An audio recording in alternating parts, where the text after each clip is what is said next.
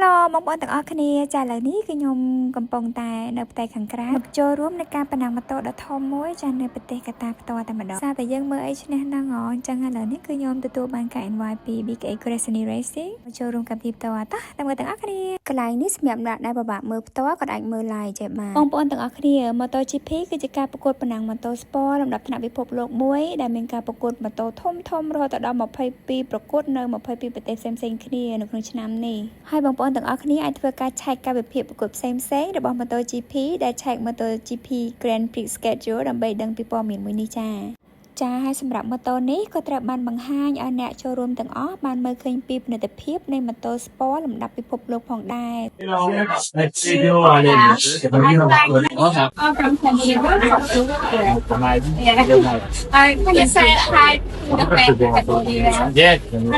Hello, tôi được đi cặp coi nha. Có gì biết? Chưa biết. Chưa biết. Tôi được tài.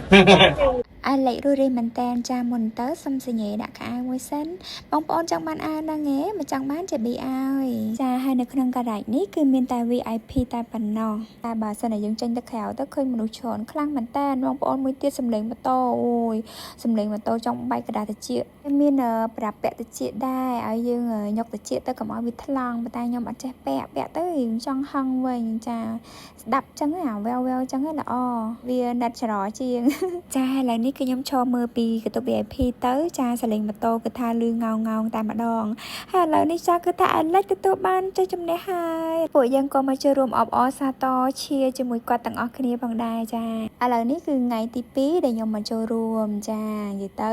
គឺធ្វើរយៈពេល3ថ្ងៃតែខ្ញុំបានចូលរួមតែ2ថ្ងៃទេដោយសារតែយើងត្រូវវាប៉ះចំថ្ងៃចូលឆ្នាំខ្មែររបស់យើងដែរអញ្ចឹងខ្ញុំរំលូលច្រើនមែនតើអត់មានពេលនៅដល់3ថ្ងៃហើយថ្ងៃទី2នេះកន្លែងទី1ដែលខ្ញុំតម្រង់ទៅនេះគេហៅថា Hero Walk ចាមកឈរមើលនេះចង់បានបទពិសោធន៍របៀបគេធ្វើការងារចារបៀប MC និយាយការថតហើយក៏ដូចជាចង់ឃើញផ្ទាល់ជាមួយនឹង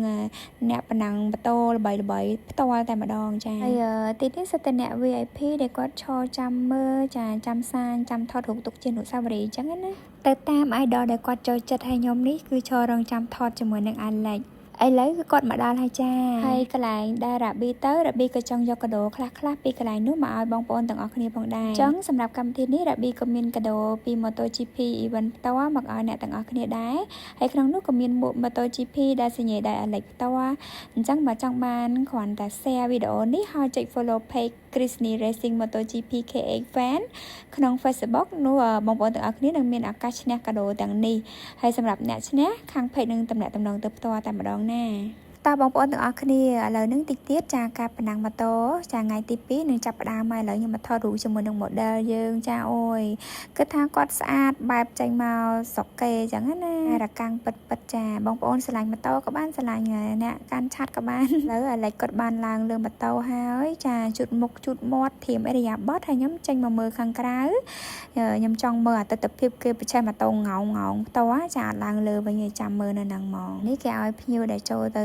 ខាងក្នុងមិញហ្នឹងយើងត្រូវមកក្រៅវិញចាំមកក្រៅវិញអញ្ចឹងណាហើយបងប្អូនមនុស្សច្រើនខ្លាំងណាពេលយប់ទៅពេលចាប់ផ្ដើមប្រកួតអ្នកនៅនេះគឺគាំទ្រជាមួយនឹង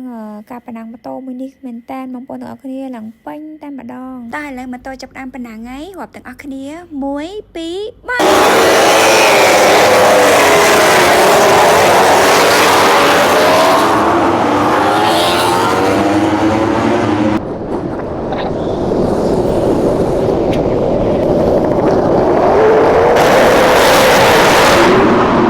2 នេះខ្ញុំក៏សូមអរគុណទៅដល់ BKA Crescent Racing ចាដែលបានផ្ដល់បទពិសោធន៍ដ៏អស្ចារ្យមួយមកដល់រ៉ាប៊ីចាហើយនេះខ្ញុំក៏សូមជូនពរឲ្យធីមពួកគាត់ចាទទួលបានពានរង្វាន់លេខ1នៅរដូវកាល